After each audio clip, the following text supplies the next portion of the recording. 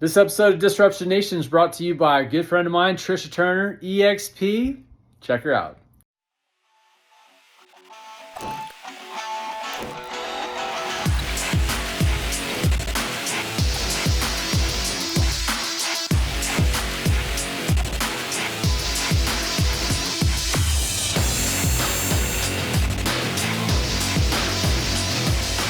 Welcome back to Disruption Nation. I'm your host, Taylor Wadehofer. A podcast community where we promote people that are disrupting their space in a positive way and doing big things. Jeremy's been doing that. I've loved getting to know how he's run his business. I was talking to the producer before we started. It's the first guest that we've had on 3 times. So, I didn't know that. Three times. Okay, the first guest. Okay. First guest. Yeah, I've had a few back twice. You're the only one, and it's been 3 years since he's been on. Yeah, and I'm kind of like, when you get something stuck in your teeth. Yeah. I'm kind of like that to you. Huh? You just get can't him get it out. Where's the flaws? Hey, but before we get started, though, today's a great day. You know why? Why? Hump day. I mean, come on. There you go. I mean, hump day. Like after this, come on, we're gonna go have some fun after this. We're good. I know. This is the last show. The last guest before Jeremy got here was like, man, he also has a podcast. He's like, you ever brain dead, at the end of the deal? And I'm like, yeah. I mean, after a masterclass event or doing 3 or 4 of these in a row, it's a lot on the mental. So yeah. what wears you out, man? Like what kind of day? Those are 2 days. For Taylor. I could go long and hard. I mean, I don't get tired too often. What wears me out is getting up at like 8 in the morning, and I have to sit there and I'll drink coffee for a couple hours. I kind of get exhausted. On an island. On Tiki Island, it's tough. Like I don't know. It's a terrible life, but somebody's got to do it. Drinking coffee makes you tired. Yeah, on an island. And then I'm looking, helping with the business for a couple hours and doing stuff like that, and then goofing off again. That's about the daily event with me. Now, half of it's true. The other half, I am working a lot. I'm mainly out doing presentations and talking with realtors and I think with, it leads into this, right now how the market has slowed down so much, and it's slowly getting better, but I just have a message for all my realtors and realtors that don't know me. Listen up. You'll really have to have tenacity in this market. That's kind of like my mantra for me. I believe in that. You have to be positive and you can't quit. There's so many guys, if we're bringing up football, for example, you're right there at the 5-yard line. Are you going to lay down or are you going to score that TD? You just got to keep rolling because there's going to be so many realtors out there that give up. And guess if you just hang in there and fight, you're going to make it. And, there's going to be a lot that leave the business and you're going to be there standing and even stronger. And that's even happened to me actually several times being a business owner. That's happened to me a bunch, and to where I almost gave up, but I was like, no, I'm not, and a lot of home inspectors left the business, especially during that recession. I think it was 2007, 8, around there. Mm-hmm. That was a tough time. That's what I got so inspectors. And I hung in there and boom, and we started flourishing. But business, I've been doing home inspections for 16 years, but I even had a business when I was 16 years old too. So I was, I've been around for a long time with it, and there's so many ups and downs. You can't. A business is never going to be perfect. You're going to succeed amazingly, and you're going to crash. But the awesome thing about crashing, I know it sounds terrible, but you learn from it. You need to learn from mistakes. That's how you become better at what you do. What was your business at 16? It was I guess I was always a businessman then. So back then the co-op, I don't know if they even still have that in high school, but it was when I think you're a junior in high school to where you could leave half the day and work at a job, and it was part of class. I tried to get that, man. I don't know if I couldn't get my parents to sign off on it or what, but so you had to have a boss, and so I, made up a boss. So I had my own refinishing business, so I painted appliances, countertops, and all that because I learned the trade, years before when I was really young. And so this boss, they would call him once a week or even twice a week, and this guy I just made up, and he's like, yeah, I'll take care of it for you. And they would call, and he goes, oh yeah, Jeremy's just an amazing employee. He's awesome. He's killing it. Doing great. So I got to learn a lot about business at that age, and it's interesting to know it's the best way to learning it instead of going to an actual class because you learn the hard way. And it's funny, even still today, Tammy will like, hey, what do you think about this? And I just immediately pop in my head, subconsciously, like, no, we need to do this. And she's later on like, how did you know that? And it was just by experience, just I've seen it over and over for 30 years or so. So you get pretty good at making the right decisions, because I failed so many times before. I knew not to do this or that. Yeah, no, that makes sense. So that's awesome, man. I didn't know you had the business at 16 years old. Yeah. And then 16 years, he's been home inspection. So one of the larger outfits in the city, right? Yeah. How many inspectors are on your team?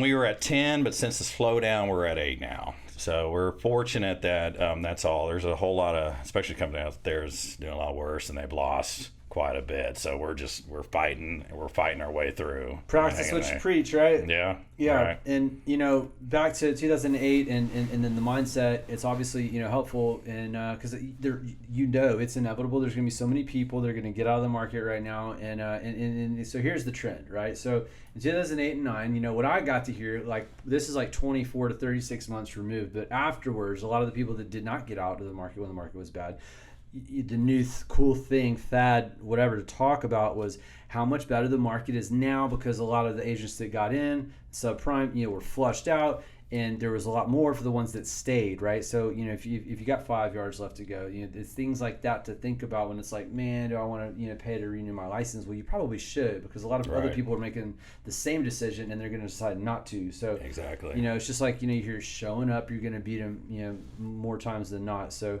that's it. And and then so you stay, you get your ass kicked. I mean that's where all the you just hear those success stories all the time. The more that it hurts, the more pain you have. That's fuel. You'll use that. You'll use that later. I mean, you can only go down so far before things have got to turn back up. So and it helps you at the gym working out too. If you're angry, you try to get there, you get a good pump on. Absolutely. No, I agree. That's my favorite place to go to. It's like my sanctuary mentally. Get it out. That's right. All right. So this is noteworthy, by the way. Retired firefighter. He was doing both, running a big inspection, business, and firefighter at the same time. Captain in H-Town for how many years? For 24 years. I got hired young when I was 22. I was fortunate to be able to retire a little bit earlier, just because my business was doing well enough. It was like, I've done my time, and I love the fire department and helping and saving people. But when you start getting older, you start, when you're putting your gear on, going into a burning building, like when you get older, you're like, I think this is a young man's game. This is a...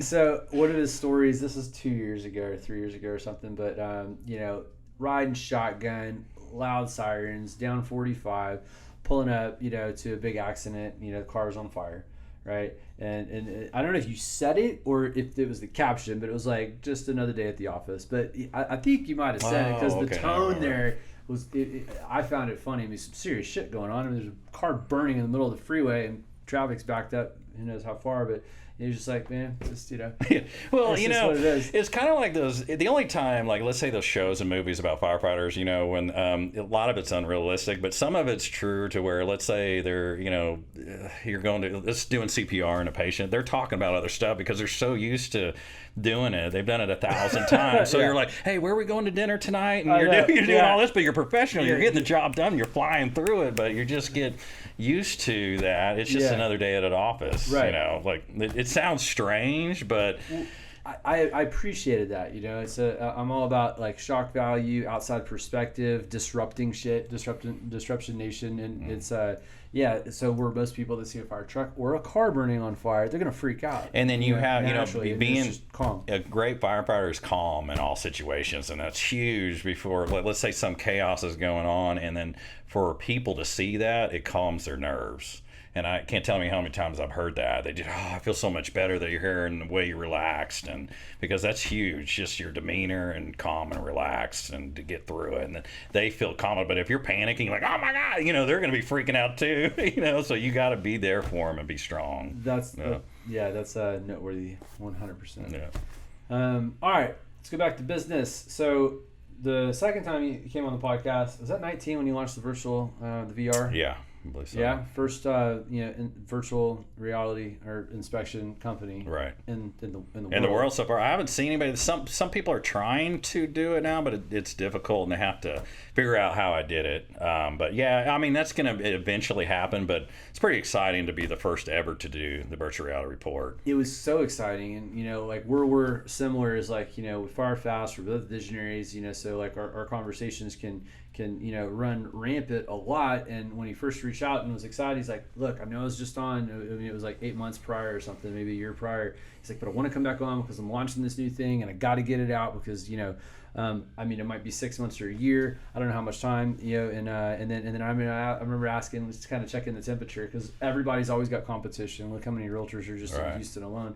But it was like 24 months removed, and I'm like, Jeremy, how much of the comp, right? That you were preparing for in the beginning. He's like, man, believe it or not too much. So talk to me about that because that's it. Like, have they not cracked the code, or like are they offering like a version of it? Yeah, they're not. They're doing the photography part of it. I've seen, but they're not doing the full like report system. So if you guys if you're not familiar with what we do, it's a perfect example is if you go on to HAR and you see the 3D tour. If you're looking at a listing and you go on that 3D virtual tour, that's pretty much our inspection report. There's actually 3 reports that you get with us, but that's one of them.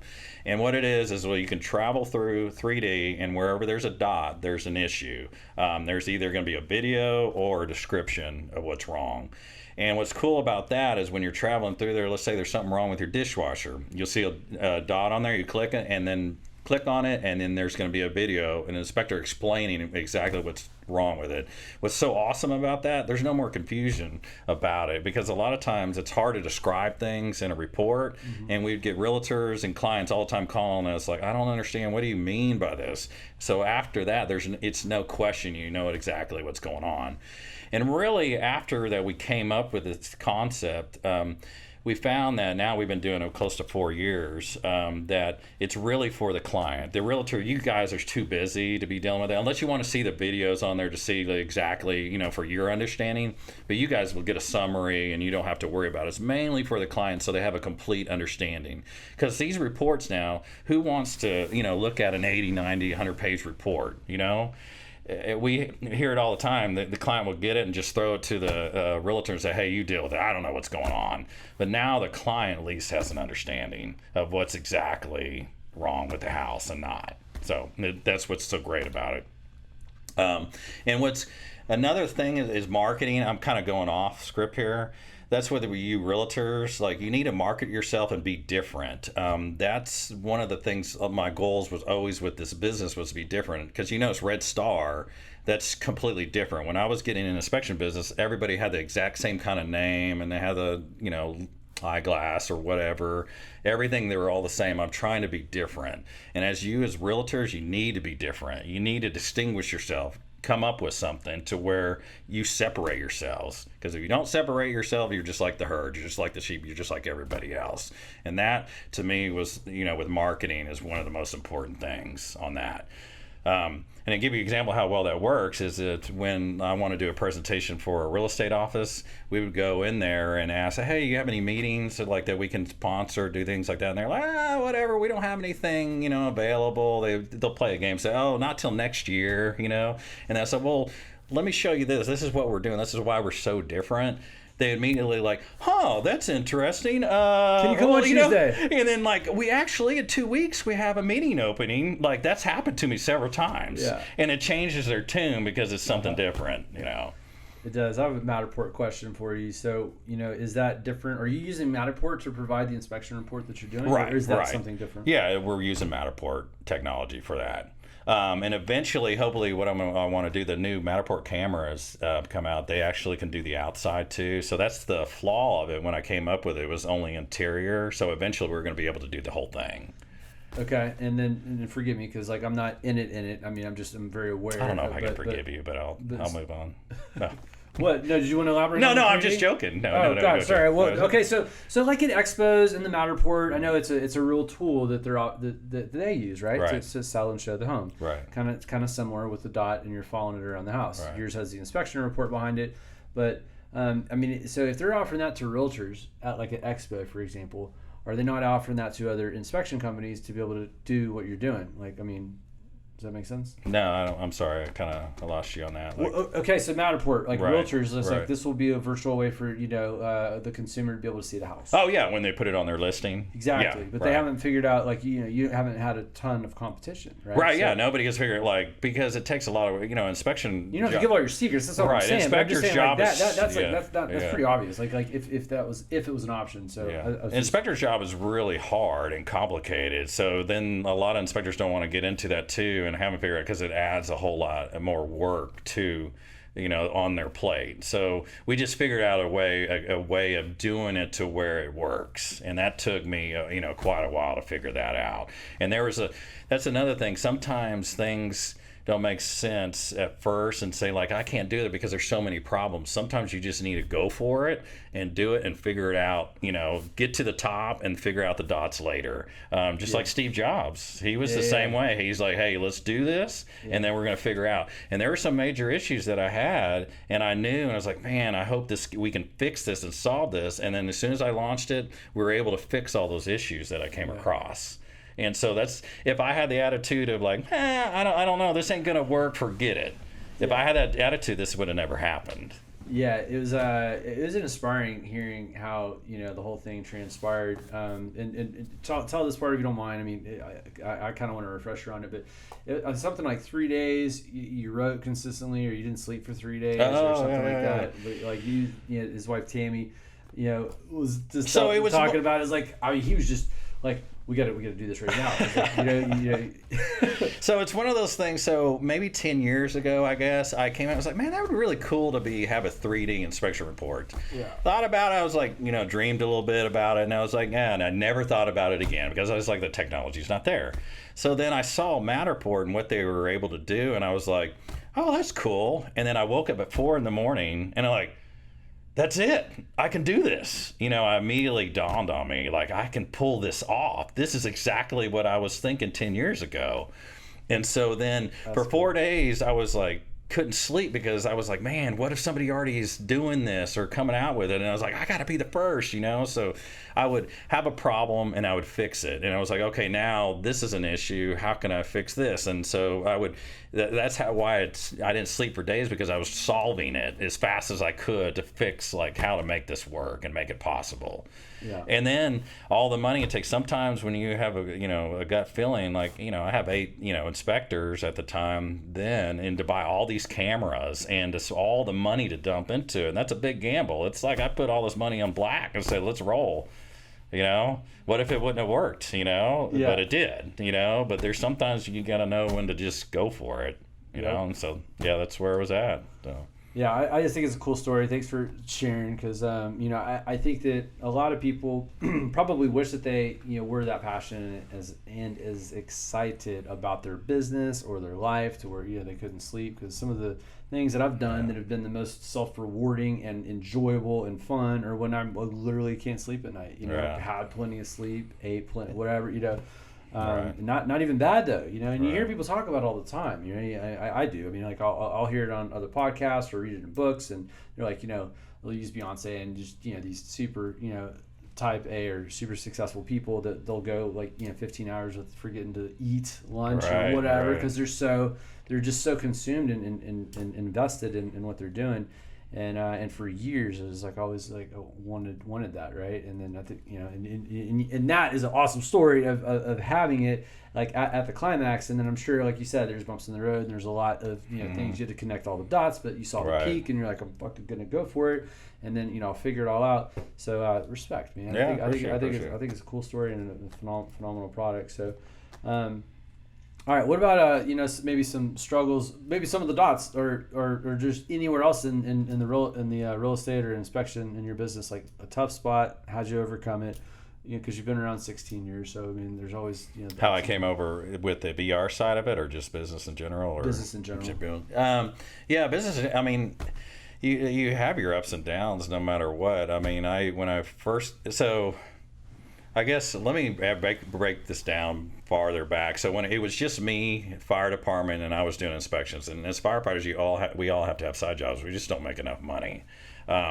So I had a realtor friend of mine suggested I get into this business, and I thought, oh, no, that's not a, yeah, let me give it a try. So I got my license, got into it, and this is where this is the only time I've given up, and and I still didn't stop. But I was doing it for about a year, and I was lucky to get maybe one a month. And I remember thinking, man, this doesn't seem like this is going to work. I was like, man, I'm just not getting enough. I was like, I'm just going to let it go and get into something else. And that was the first time I really in my life just completely like, I'm not going to do this anymore.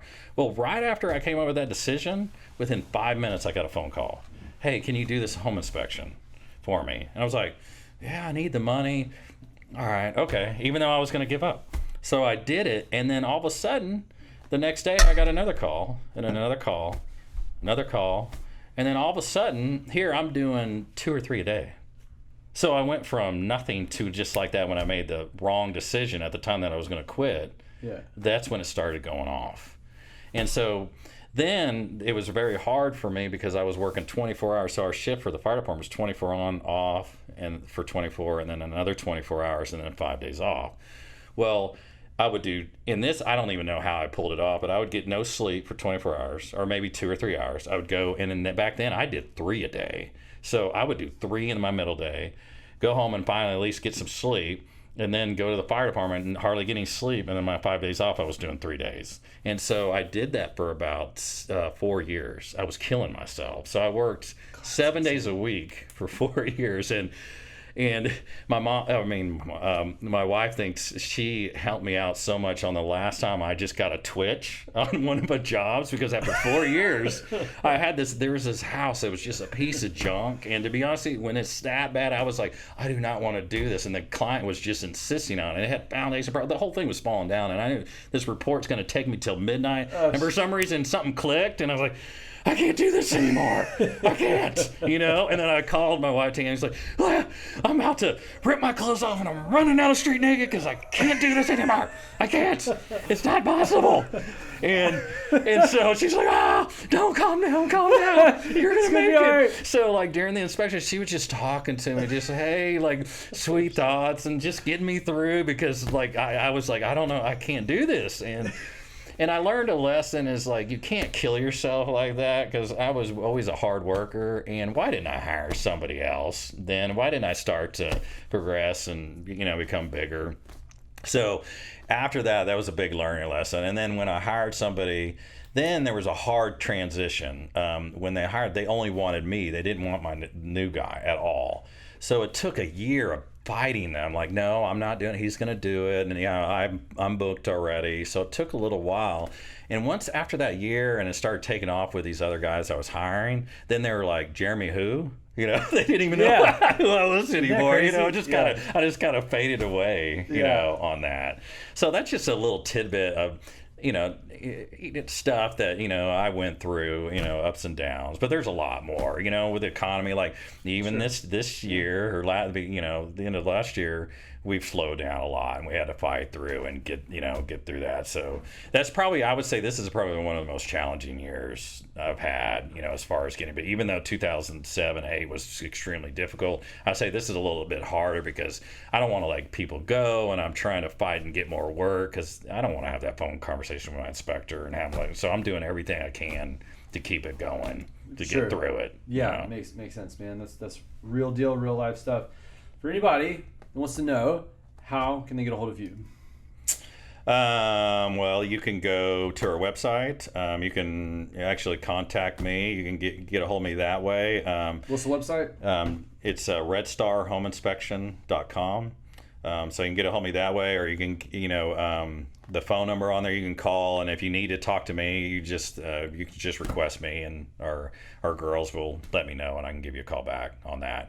But you can schedule online for your inspections, and that's a great thing. The realtors have been really loving that. You can even just text one of our girls and schedule inspections. So there's many routes you can take to do it. So.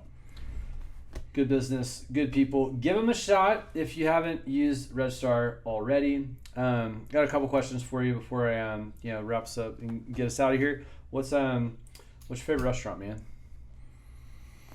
Ooh, favorite restaurant. Man, because I eat out so much, I don't. Favorite. I don't know. Like to be on the lower, because there's a lot of places. But for Mexican food, I love Lupe tortillas and their fajitas. Yeah. So I would say that and a margarita is pretty good to me. But there's so many other different choices. But for some reason, that's popping in my mind because that sounds good right now. But it does for sure. All right, what's your favorite book? Or the last book you read, or just like one of your favorites? What was that last book I read?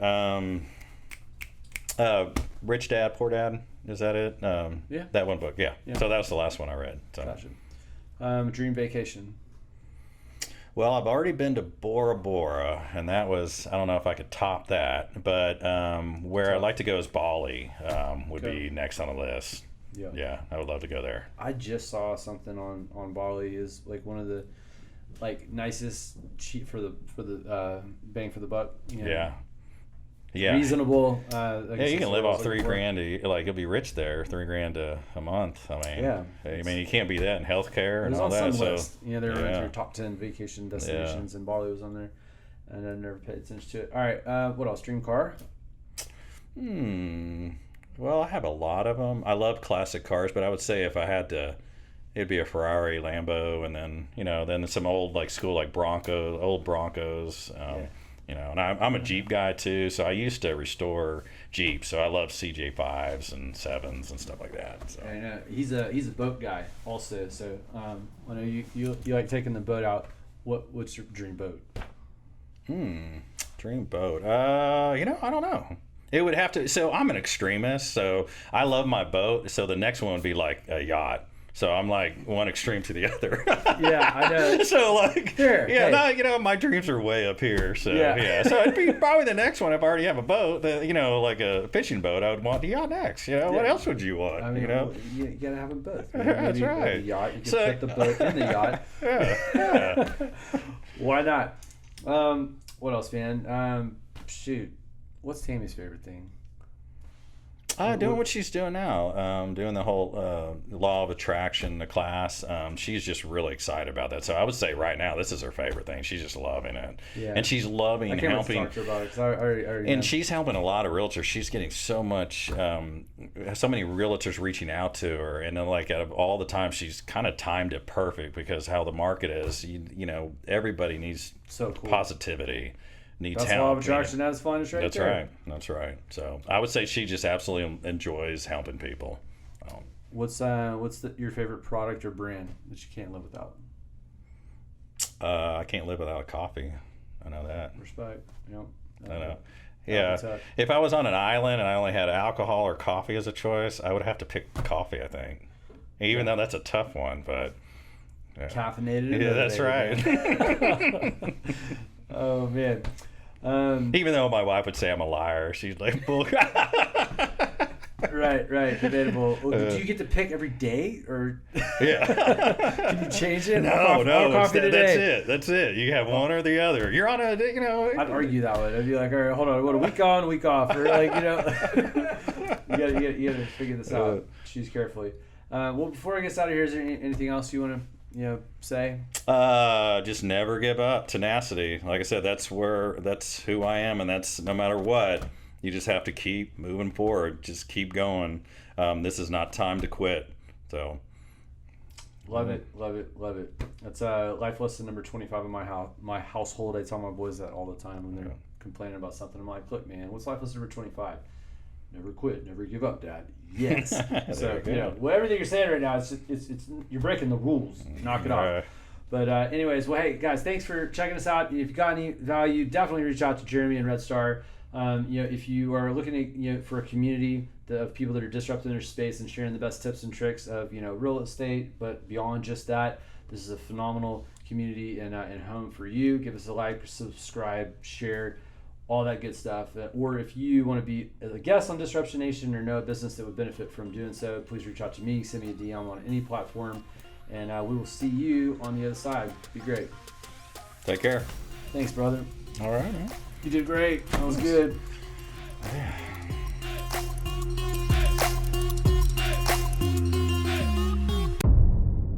Blaine, we're not live yet, right?